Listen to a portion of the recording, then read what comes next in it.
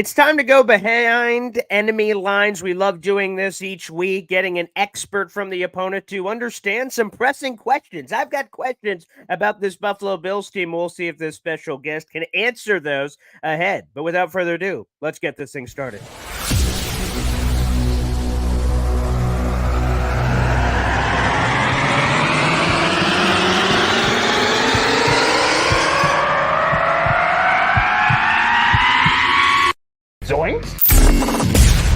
It is unequivocally the Super Bowl for New York Jet fans. Field Yates, baby. Field gosh darn Yates. Let's bring him on the show. Come on, people. Connor Rogers is joining the show. What's up, Connor? But Trevor gosh darn Sycamore, baby, for me, personally, my favorite New York Jet of all time. Wow, it's great to be on. What an intro that was right there. Paul, nobody does an intro like you, man. Paul, you give the best intro of literally any podcast that I've ever been.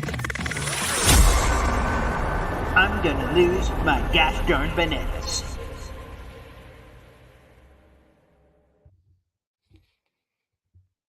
Good morning. What's poppin', everybody? My name is Paul Lesden Jr., a.k.a. Boy Green. I'm the New York Jets digital reporter for Heavy.com. We're streaming live on Facebook, YouTube, and Twitter to over 30,000 New York Jet fans on our Heavy on Jets page. This is Boy Green Daily, a daily New York Jets video show. And, some people have had Jets Bills circled on the calendar. I've had Boy Green Sal Capaccio circled on the calendar. Let's bring him in of WGR 550 and so much great work everywhere else as well. Let's bring him in. Sal, live from the studio. What's up, brother?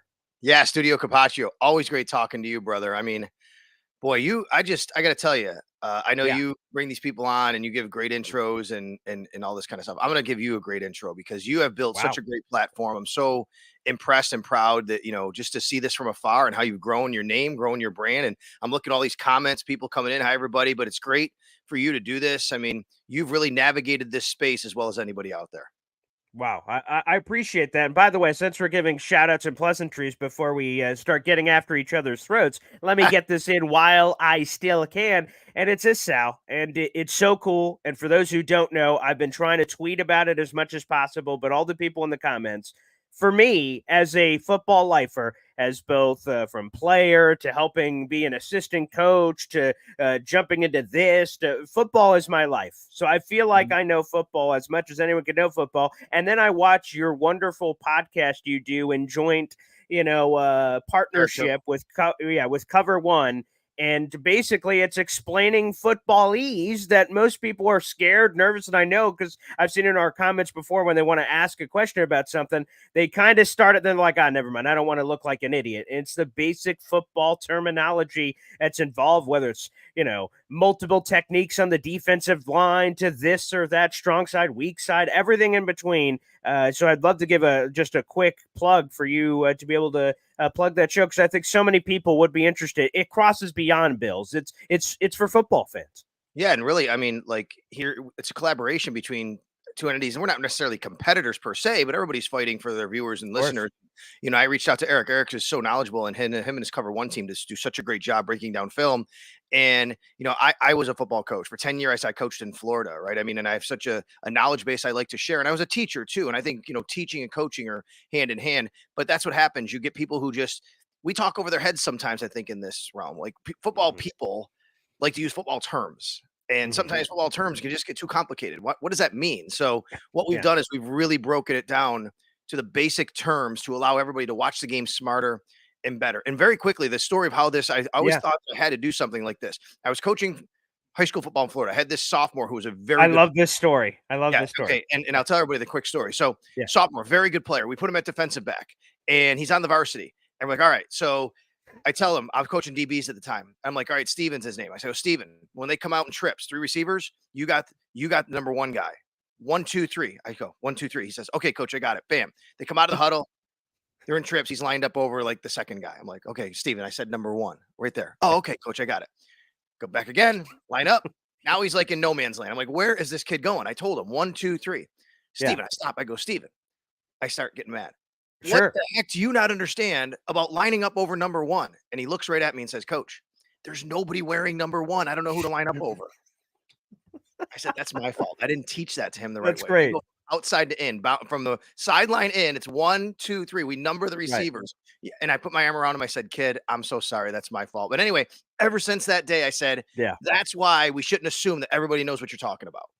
So, and hopefully, guys, go check it out. It's on both of their YouTube channels. So either way, whether it's Cover One or Sal Capaccio's, which you can find as well at Sal Sports everywhere. So, guys, make sure you check all that out. All right, Sal, let's get into it here. I've got a lot of pressing questions about the Bills. I think the Bills are phenomenal. Not that I'm sure you need to hear that from anybody else, but I think among all the Super Bowl contenders, they're really good. But I've got some questions, and I'll start here with the offensive line. How good or bad or in the middle is the offensive line heading into the season? So the interior is much improved from last year, I believe. They really made a conscious effort to go out and fix the interior of the offensive line. I think one issue that came up that even Sean McDermott and Brandon Beane talked about in the offseason was Josh was facing a little too much pressure early in the down from the interior. And he had to bail right or he had to bail left, and of course Josh can do that, but you don't want him to do that. They had an older Roger Saffold last year who just was on his last legs and last wind towards the end of the season. He was just not good in that Cincinnati game. Not that anybody really was, but you could just see like this guy had nothing left and they had to move on from him. Mitch Morse's a good center. He's had a good couple of years. He's probably their most solid offensive lineman. They've had a bit of a revolving door at guard to the right and to the left. Ryan Bates is the guy that really was scheduled to kind of start there this year, be that guy. A couple of years ago, John Feliciano, Darrell Williams, they've gone through a lot of guys. So they go out and they draft in the second round Osiris Torrance from Florida. Oh, yeah. Who a lot of people thought might be a first round pick. Now I thought, yeah, it's going to take a little while for this guy to come in here and get a handle of it. He's been great. He's been phenomenal in camp. He's going to probably start. They've been officially declared that. I'm expecting that. So that allows Bates to be their swing guy. So really, and then what they did was in free agency, they signed Connor McGovern to shore up the left side. Not the guy for the Jets, the guy for the Cowboys last year. Yes, right. Same name. So that interior now I think is a lot more stable, and David Edwards comes in from the Rams. I think it's on the outside and especially on the right side. Look, Deion Dawkins, he had his best year a couple years ago, not last year, but he's still a very good left tackle. He hasn't been a Pro Bowl or All Pro, but he's a very good left tackle. He's still manning that side. I don't think you have to worry about him necessarily, but there's times you go, oh man, that's one Deion should have back. Right side, Spencer Brown, that's the issue. Has been the issue. He was not very good last year. He was coming off a back injury. Didn't have a lot of reps in camp. And then this year, there's been some inconsistencies. Fans are a little worried. The Bills don't seem as worried. They're like, hey, he's going to be fine. This is just part of the learning process, basically, and he's still coming back. He's incredibly athletic for a big man. And then they suffered some depth issues. Brandon Shell retired. He was the swing guy. And Tommy Doyle got hurt and is lost for the year. He was a backup. So now it's up to two guys, Ryan Vandemark and Alec Anderson, who they have on the offensive line, and Osiris Torrance, by the way, who've never played a snap in the NFL, to be that depth. And it's going to be interesting to see. But I think the offensive line is better as a whole because it's better on the interior, but we'll see if right tackle can hold up. And maybe we are not going to know this until Monday Night Football, but with the Bill, fans being worried about Spencer Brown, and then the Bills saying, hey, we're good. Is it willful blindness from the Bills because what else are they going to say? Or what's the real truth there where we won't know till ball snapped on Monday? I think there's a little bit of that always with every team, which is, hey, he's our guy. We drafted him. We developed him. He's going to be fine. But I think the Bills really like what they've seen from Spencer Brown in the 2 years that he's played, right? I mean, he's missed some time, but the 2 years that he's played, and he is super incredibly athletic. Now the wide nine has given him some problems. And I think, that's something that the Jets will probably try to, do and use, but there's also other ways to protect a guy. So it's a good question. Willful blindness. I think the Bills really, truly do believe that he can be a very good player. I mean, again, I don't think anybody's putting him in the Hall of Fame right now, but the other part of this is, again, the Bills will always tell you, look, a second-year player coming from Northern Iowa who didn't have a whole second year of training camp and offseason, he's just behind everybody a little bit, and that's why they're banking on he's catching up now. He's finally there, and he'll be fine. I haven't heard this a lot, so maybe it's just, again, in that same assumed thing that everything's great, but Josh Allen, obviously, that happened in the end of the first Jets-Bills game where he hurts his elbow, and then, he kind of rocks through. He doesn't end up missing any time, and then now we're here. And I've also heard, because I'm in Bills land, of course, doing sports talk radio every day, so I hear from Bills fans all the time. Josh Allen's been getting some extra hits, some friendly fire happening in practices and things from his own guys. So is he good? Is he healthy? Is he 100% heading into the season? Oh yeah, no worries on Josh Allen. He's also a cyborg, right? I mean, this guy, he's Okay. just built different. He can take, he can Yeah, take I more mean, hits than honestly. other people. Yeah. And look, not that you want him to. Look what happened to Cam Newton. And look at this is a regime that coached Cam Newton and was Right. the GM. Brandon Beane, he was in the front office with Cam Newton, and they always refer to him, and we do at least, and they know and they think about it, and they've talked about it. That Cam taking too much of a beating in the style he plays. You don't want that for Josh. So they don't want that for Josh. I also want to remind everybody, Josh Allen has the longest starting streak of any active NFL quarterback right now.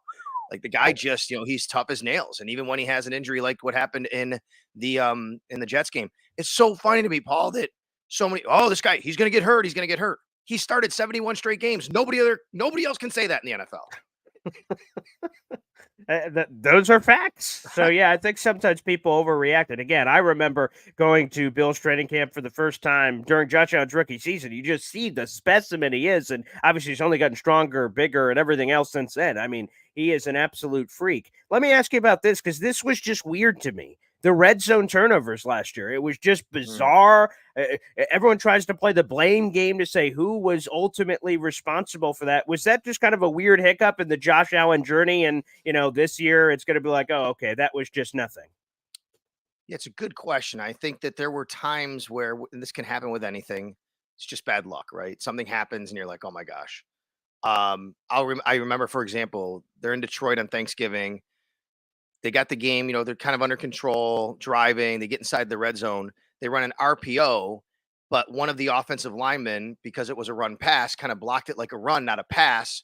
So when Josh pulled it out and threw it, the defensive lineman got his hand up, knocked it up in the air, it gets tipped, it gets intercepted.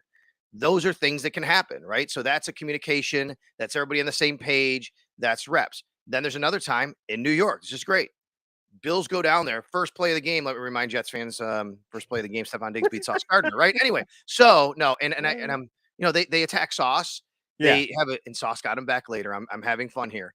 Yeah. But on that drive, you remember Josh rolls right.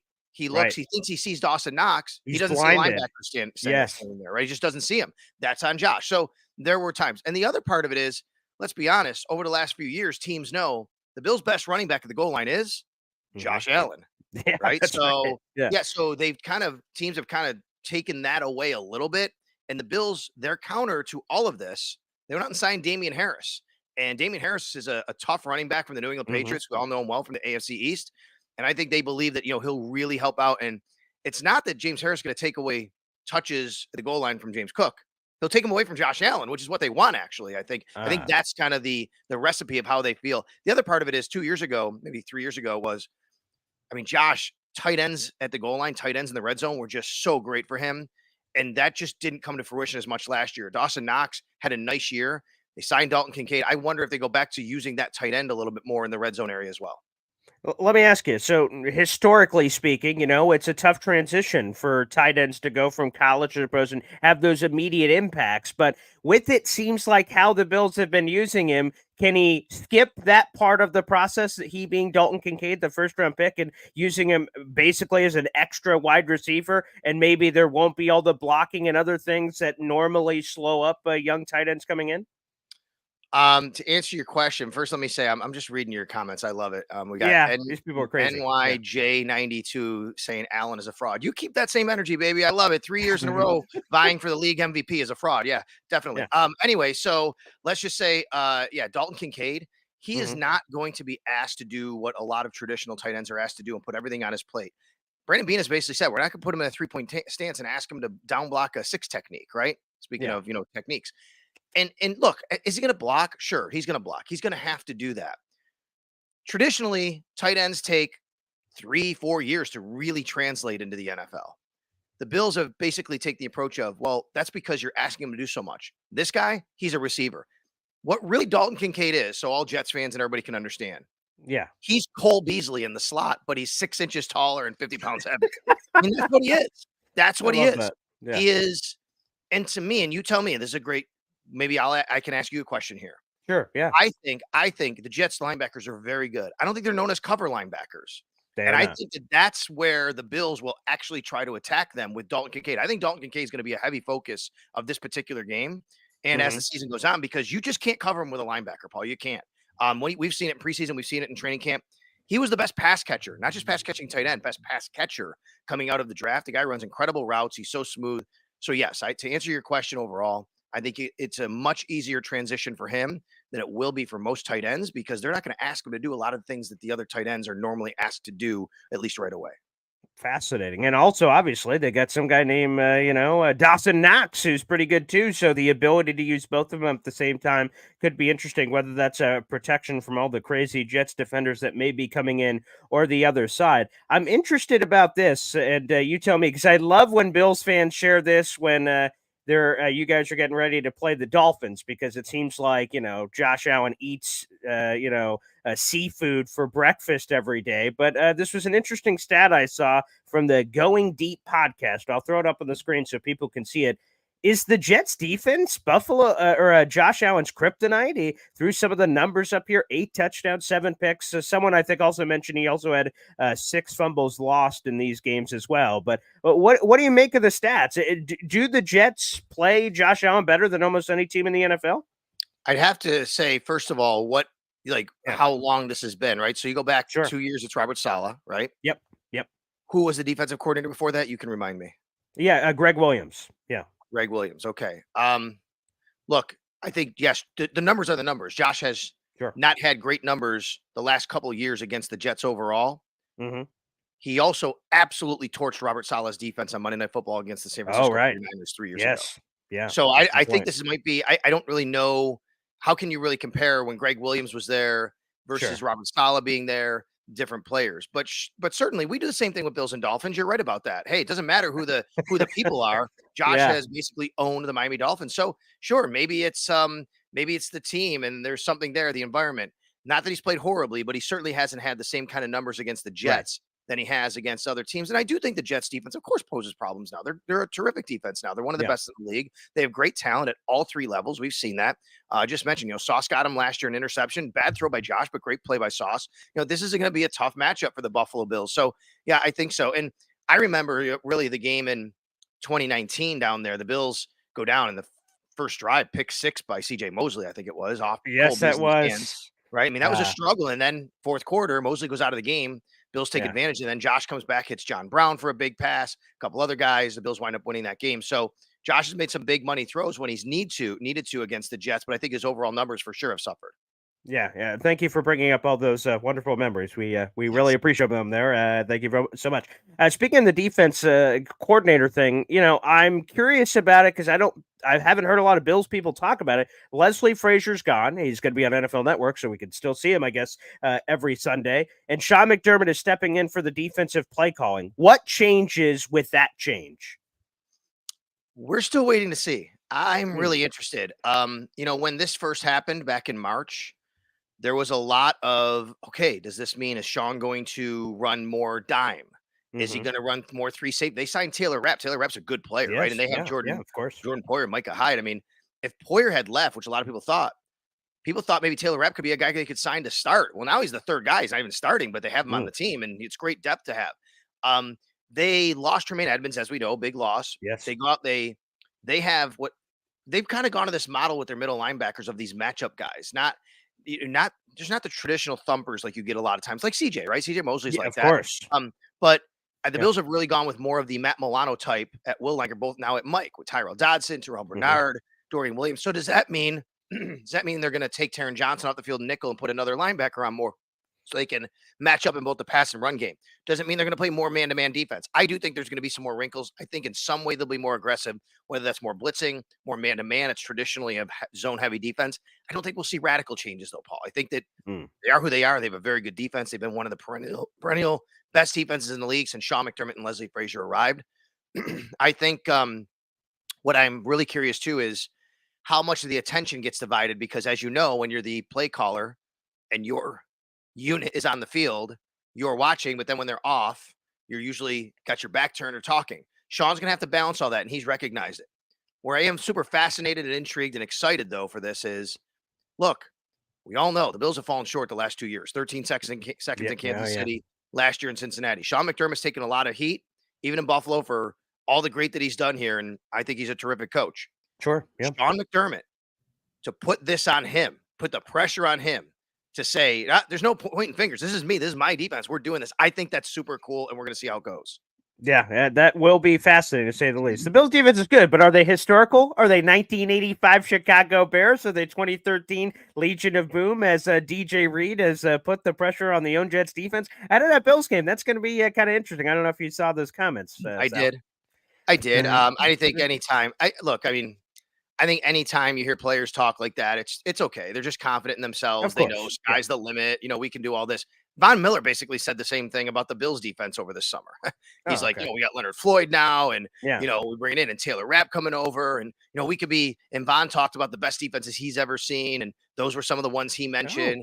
He also mentioned his own Broncos defense that won 2015. Yeah, he was a nasty defense, and he basically said the Bills can be that. So look, I think you have a really, really healthy respect for the Jets defense here, obviously in Buffalo. Yeah. I'm not going to put them in that category right now. They have to, to me, to be in that category, you got to win playoff games. Of course. And you haven't even got there in 12 years, right? I'm not saying that to be a smart aleck. I'm just saying. No, both of those teams won Super Bowls. The 85 Bears. You want to be if you want to be considered amongst the best of the best. Yeah. You got to win, right? So we'll see if that can happen. But certainly they have incredible talent on that side of the ball. All right, let's get a couple quickies before we get you out of here. The Garrett Wilson plan, I saw a fan ask that earlier. Is Tre'Davious White going to shadow? Are they going to play sides? The Jets do that a little bit. What's the plan there? Let me call Sean. Yeah, Sean, please do. What's Sean? Are you going to shadow? Are you going to travel? Yeah. We'd love to know. He said he ain't telling me nothing. I don't know, but it's a good question. We've asked this. I actually asked this question on my radio show this week to my co-host. And said, what do you think they do? The Bills traditionally don't have a guy travel. They have done it, and it's been Tre'Davious White. They didn't do it at all last year because they didn't have Tre'Davious White until he came back from his ACL. That was after Thanksgiving. They weren't going to do that when he was, just coming back from the ACL. So they haven't really done it since Tre'Davious White's been healthy. But I think, if I remember right, I think they probably did it that year a couple times. And I remember a couple years before that, DeAndre Hopkins. There's been a couple of guys along the way. AJ Green, a little bit younger this year. They've done it. It's not what they traditionally do. They basically keep one guy on the left, one guy on the right. Now, what they can do and what they have done is, okay, we'll just, wherever the guy is then, if he's not on Trey's side, we'll double him, right? That's just the normal way of operating. I remember Rex Ryan. For all of Rex's flaws, Rex knew defense, right? Rex could coach defense. And we knew that. Rex, I remember sitting with him and talking about how, one of the things he liked to do a lot was take your number 2 guy and put him on the number, how do I say this? I said double the number 1 guy, double your number 1 guy, and take your top corner, put him on the number 2 guy, basically something like that. You know what I mean? Yeah. So, there's a lot of ways you could do that. So we'll see. I don't know. It's a good question. I'm not really sure. I'm really interested to see what they do on, and let me just say this, Tre'Davious White last year obviously missed everything up until Thanksgiving, came back literally 364 days to the day, 365 days, I think it was, sent to the day from his torn ACL. Comes back, got better and better, but he never was truly fully confident. I've seen such a confident Trey. This guy is back energetic again. He's still young. He's 28 years old. I think Tre'Davious White is in for a really good year, and I'm really interested to see how this all goes for him this year now. Hey, let me know when Sean McDermott calls you back. I'd love to know the answer to that question. I appreciate that, Sal. By the way, who the hell is CB2? Who is cornerback 2 for the Bills? Oh, yeah. So maybe we'll find out today at practice. My guess is the Bills might not tell us, and we might, last year, Tre'Davious was out. Dane Jackson started for him, and we didn't know who number 2 was until we literally walked on the field in LA that Thursday night for the opener. Wow. Didn't know who was going to start. It might be the same thing Monday night. Okay. My guess is it's Dane Jackson, maybe Christian Benford, who I think made a late push. I think Christian Benford made a late push, and he did start against Chicago, and he looked really good. Wouldn't be surprised. It's probably not going to be Kyrie Elam. It just doesn't seem like that's going to be the case. Kyrie Elam, the number 1 pick from 2 years ago, just hasn't been able to win that job. It's been a big talking point here why the number 1 pick from 2 years ago can't seem to win a starting job. They trust Dane Jackson a lot. This is a guy that's been through it all with them. Monday night in New York, under the bright lights, Aaron Rodgers. I wouldn't be surprised if it's Dane Jackson gets the start just because they trust him so much, and then they mix in Christian Benford and Kyrie Elam. But along the way, I think Christian Benford is the guy that's starting to take over that job. All right, and now let's get this one in here. Then we'll get you out of here. Stefon Diggs drama. I mean, it's seemingly been swept under the rug, but I know ESPN's going to tell Johnny Cameraman, you're on Stefon Diggs 24/7 this entire game, whether he's on the field or not. Is that a thing? Is that not a thing? And are we just waiting potentially for, the top to explode in the right situation if things aren't going well? Is it a thing because of what you said? Yes, because people are going to make it a thing. They're always going to be following him. Ah, They're always going to be questioning him. They're always going to be talking about him. It's going to be out there all the time. sure. And look, I mean, Stefan kind of created that, right? I mean, I get it. Naturally. But Yeah. he also tried to squash it and has many times since then. I specifically asked him the second day of training camp, hey, you said you wanted to retire Buffalo Bill 2 years ago. Do you still want to? He looked at me and goes, 100%, sir. He called me sir. Okay. That's how emphatic he was. But I mean, is it a thing? Is there actually like, does he want out of Buffalo? Is he mad at Josh Allen? Is he mad at Ken Dorsey? No, no, no. I mean, Okay. all I can do is tell you what the man has literally said out of his own mouth Sure. Yeah. multiple times. And then he was named a team captain this week. So, I mean, at the end of the day, if people are wondering what happened, what's going on, the best we can read, and no one, like Stefan's not going to tell you exactly specifically what he was upset about. We haven't gotten that. But I can Sure. tell you this, and it's funny you say this. I just did an ESPN radio spot with Rick Spielman the other night. And Yeah. Rick, he was in Minnesota when Stefan Of was there. course. Right. Yeah. And I was so glad because he kind of validated what I am about to say. He said the same thing. No one's as competitive as this guy. I know everybody thinks they're as competitive. This guy, though, he's the person that, like, when something just doesn't go wrong, he loses it. Why are we not perfect? Why are we not winning? Why are we won a Super Bowl? He wears that so much on his sleeve that he wants to win a Super Bowl so badly that I think not getting there 2 years in a row caused so much frustration and wonderment of why, asking these questions, why. And the other part of it is, Paul, the dude works so hard. He really does. He works incredibly hard. And as you know, it takes a lot of people to work a lot of different ways. Not everybody works at their own pace, not the same way. They all work at their own pace. And I think Stefan, maybe he's looked around and saying, well, this guy isn't doing what I do in the offseason. So is he committed? This guy isn't doing what I do. And I think it takes Stefan to understand that not everybody does it exactly the way you do it, but he questions maybe about the commitment then, which leads to that stuff. And then it takes him to kind of have those conversations, get back and go, oh yeah, everything's good. Yeah. All right. Okay. Here's the true last one. Your prediction. We're so far out, obviously. Monday Night Football and Sean McDermott speaking today. Players are speaking later today, and there's injury reports and all kinds of things that obviously could change this. But I'm just curious whether it's an official prediction or kind of the temperature, what kind of game you're expecting on Monday Night Football between these two Titans, and what would the final game of Week 1? What's your pulse right now? So I have to save my official score prediction Of for course. CBS TV here in Buffalo, do a pregame show. So Fair I'll enough. be on and doing that little plug. Yeah. Very nice. I think the over-under is 46 and a half. Yeah. I feel like it's going to be a lower scoring game. I feel like these two defenses are going to go at it a little bit. Okay. I mean, we've seen the numbers, Josh Allen against the Jets defense, and the Jets defense is very, very good. We know that. I also think, and we've said this, you and I have talked about this, I think the Bills are getting the Jets at the right time week 1. Right. They're just not, the Jets aren't going to be fully formed to the best version of themselves in week 1. Definitely the Jets are not. going to be better in week 10 than they are in week 1. I mean, outside of injury, I just can't imagine it. I mean, Breece Hall, how many, he hasn't played in how long? How many touches is he really going to get? Dalvin Cook is just getting into the offense. And really, Aaron Rodgers has not had a ton of time on task with these receivers. Correct. I mean, he got in late. So I think the Bills are getting the Jets offense specifically in week 1 at the right time. But I think the Jets defense, obviously in that environment, the loud stadium, September 11th in New York, I think it's going to be a bit of a struggle for both these offenses to get going. So I'm going to predict a lower scoring game. Look, I think, spoiler, I'll pick the Bills to win the game when I go on that show. Yeah. Look, this can go either way. And I do think this, though. The national story of the game will be about the Jets, whoever wins this game. Yes, for good or bad. It's not going to be about the Bills. There'll be a smattering of that of, oh, well, if the Bills win, it's the Bills division. But honestly, if the Bills win, it's look at the Jets super team. And everybody's going to be hammering them, right? We know that, especially New York media, if they're more of the Giants media, if you know what I mean, right? They're going to be hammering them. If the Jets win, there's going to be some, see, we told you Bills window's closing. But it's going to be a hype party like no other in New York City for the Jets. Yes. I think the story of this game coming out on Tuesday is way more nationally about the Jets. I agree. We're at 100% agreement. We've gone incredibly long here, but gosh darn it, Sal Camacho, you're just so handsome and fantastic. How could we not? And thank you for joining us on the program. We'll be staying tuned to each other's social medias leading up to the game. It should be a lot of fun on Monday night. Thanks for carving out the time on a busy week. You got it, brother. Always thanks for having me. There he is. Sal Capaccio, WGR 550. We'll see you guys tomorrow morning on Boy Green Daily at 7:30.